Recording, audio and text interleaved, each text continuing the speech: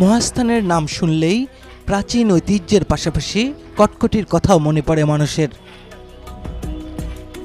কটকটি তৈরি হয় কয়েক ধাপে। এর প্রধান উপকরণ সিদ্ধ সুগন্ধি চাল। ভিজিয়ে রাখা চাল মেশিনের মাধ্যমে মিহি আটায় রূপান্তর করা হয়।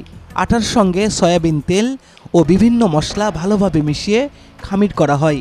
এরপর আকৃতির জন্য আগে থেকে তৈরি ছাঁচে ঢেলে কেটে নিতে হয়।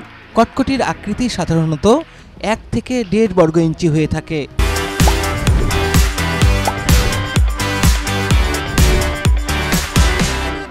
এরপর বড় বড় কড়াইয়ে ভোজ্য তেল, ঘি ও ডালডার সংমিশ্রণে ভাজা হয়। লালচে রং আসা পর্যন্ত ভাজা হয়ে গেলে গুড়ের রসে সেগুলো ছেড়ে দেওয়া হয়।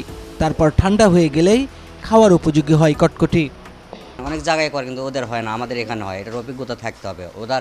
ওরা হচ্ছে আপনার তেল ডালডার মাপ পায় না, পানির মাপ পায় না, এদের তেলের হিটের মাপ পায় না, এগুলোর মাপ থাকতে হবে, জানতে হবে, তারপরে তারা পারবে। আর এখানকার মতো সুস্বাদ কোথাও হবে না, বুঝছেন। যে কোনো প্রান্তে যান, আমাদের মহাস্থানের মতো সুস্বাদ হবে না। কটকটি তো মূলত জিনিসটা এটা হচ্ছে মাজারের তবারক।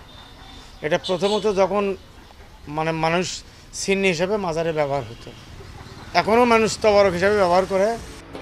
তবে কবে থেকে কটকটির প্রচলন তার সঠিক তথ্য নেই কারো কাছে।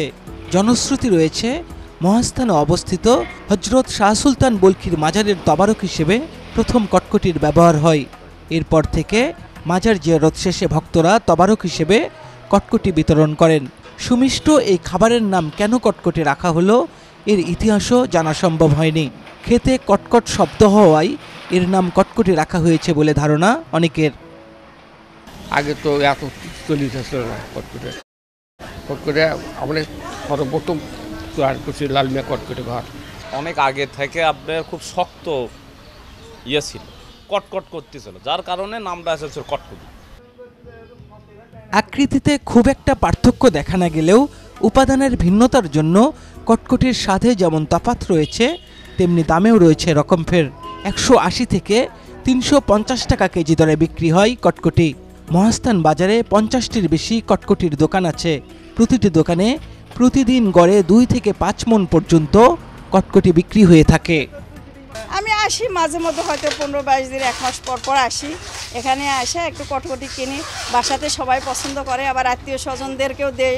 এখানে যে মহাস্থান ঐতিহ্য যারা দেখতে আসে তারাই অরিজিনাল কাস্টমার, আর যারা আমরা সাধারণ বা স্থানীয় আছি তারা তো অলওয়েজ খাই। ট্যুর গ্রুপ থেকে অনেক সময় আমাকে বলে দেয় আপনাদের বগুড়ার একটু কটকটি পাঠান, বগুড়ার দইটাও পাঠানো লাগে, কিন্তু দইটা আমি নিয়ে যাই ক্যারি করে আর কি।